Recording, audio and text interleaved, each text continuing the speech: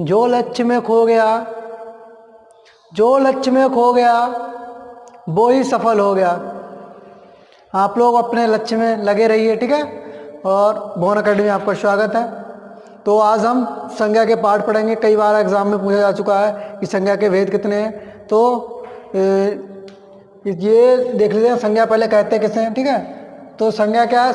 किसी वस्तु, ये तो सभी को पता होगा, किसी वस्तु, प्राणी, नाम या भाव आदि के नाम को क्या, आदि के नाम को क्या कहते हैं? संज्ञा कहते हैं, ठीक है।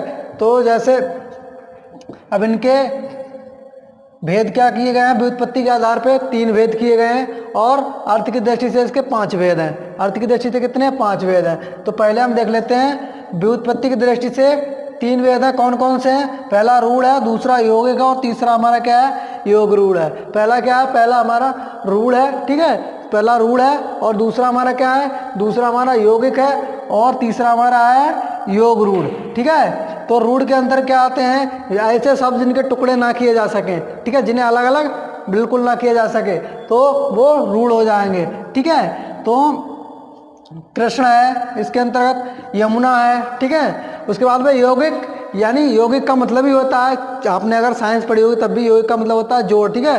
क्या करते हैं? जोड़। तो इसमें क्या होता है? ये दो शब्द मतलब एक दूसरे से जुड़े हुए होते हैं। जैसे ये शब्द किससे बना है? पन घट, ठीक है। ये पन और घट दोनों 2 शब्दों से मिला है, ठीक है। पन घट।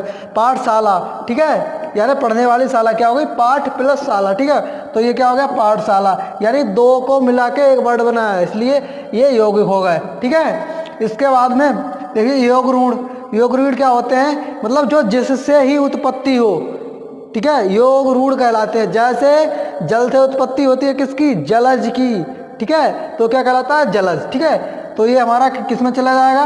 ये चला जाएगा योग रूढ़ के अंतर्गत, ठीक है। क्या है? जलज। उसके बाद हम देख लेते हैं अर्थ की दृष्टि से, ठीक है। अब हम देखते हैं अर्थ की दृष्टि से कौन कौन से भागों में डिवाइड किया गया है। पहले नंबर तो 5 भागों में डिवाइड किया गया है अर्थ की दृष्टि से, ठीक है। संज्ञा को 5 भागों में। कौन कौन सी? पहली हमारी व्यक्तिवाचक है, दूसरी जातिवाचक है, तीसरी हमारी क्या है?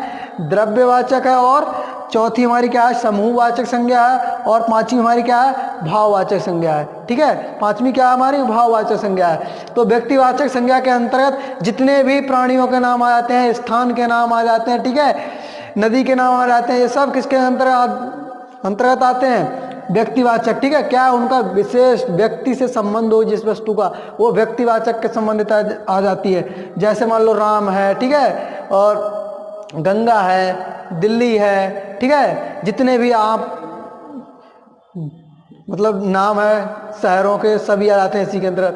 जातिवाचक क्या? जिसमें क्या है? ऐसे शब्द जिनमें जाति का बोध होता हो, जिनमें क्या होता है? जाति का बोध होता हो। जैसे नदी है, लकड़ी है, पर्वत है, ठीक है। क्या है? नदी है, लकड़ी है, पर्वत है, ठीक है। इनमें क्या है? ये किसके अंतर्गत आते हैं? जातिवाचक के अंतर्गत आते हैं। उसके बाद में क्या देखते हैं? द्रव्यवाचक। द्रव्यवाचक के अंतर्गत द्रव्य कितने होते हैं? 3 होते हैं ना, ठोस, द्रव्य, गैस। तो इसके अंतर्गत जो जितनी वस्तुएं आती हैं वो क्या कहलाएंगी?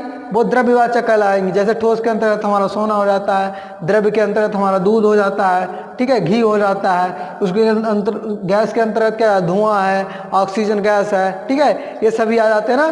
तो जितने भी गैसीय अवस्था में वायु है, ये सब ये किसके अंतर्गत? द्रव्यवाचक, ठीक है। जिन शब्दों से हमें क्या महसूस हो, या मतलब महसूस हो कि ये द्रव्य हैं, ठीक है, या उनके भाव क्या निकले? द्रव्य, तो ये क्या होंगे? द्रव्यवाचक कहलाएंगे, ठीक है। उसके बाद में देख लेते हैं हमारा चौथा क्या है? समूहवाचक। चौथा क्या है हमारा? समूहवाचक। समूहवाचक में क्या है? हमें ऐसा प्रतीत हो कि ये ग्रुप में है, ठीक है, एक ग्रुप के लिए एक शब्द यूज किया जाए, ठीक है, समूह के लिए, तो वो क्या कहलाएंगे? समूहवाचक शब्द कहलाएंगे।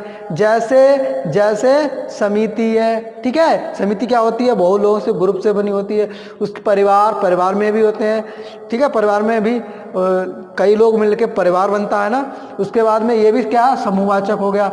उसके बाद में टीम में भी कई खिलाड़ी खेलते हैं, उसके बाद ही टीम बनती है। जैसे क्रिकेट मैच में देखते हैं आप, और भी चीज़ें ना। तो यानी टीम का क्या मतलब होता है? टीम का मतलब होता है ज़्यादा लोग, ठीक है, यानी समूह एक। तो ये क्या? समूहवाचक संज्ञा है, ठीक है। उसके बाद में क्या है? भाववाचक। भाववाचक में क्या होता है? कोई मतलब भाव निकले, भाव हो, कोई चीज़ ना हो, कोई वस्तु ना हो। जैसे क्या है, मिठास, ठीक है, जैसे क्या है, मिठास।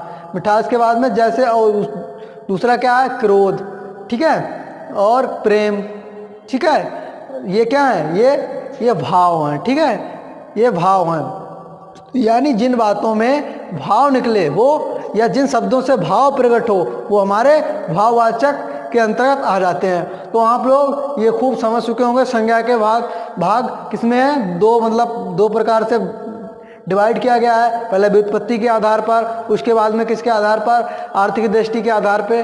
तो कई बार पूछ लिया जाता है, तो ये चीज़ें नॉर्मल है, लेकिन पता होनी चाहिए, ठीक है।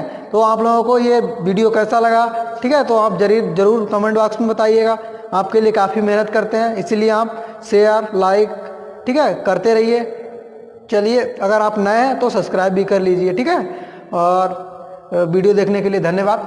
Thank you for watching video. मिलते हैं नेक्स्ट वीडियो में।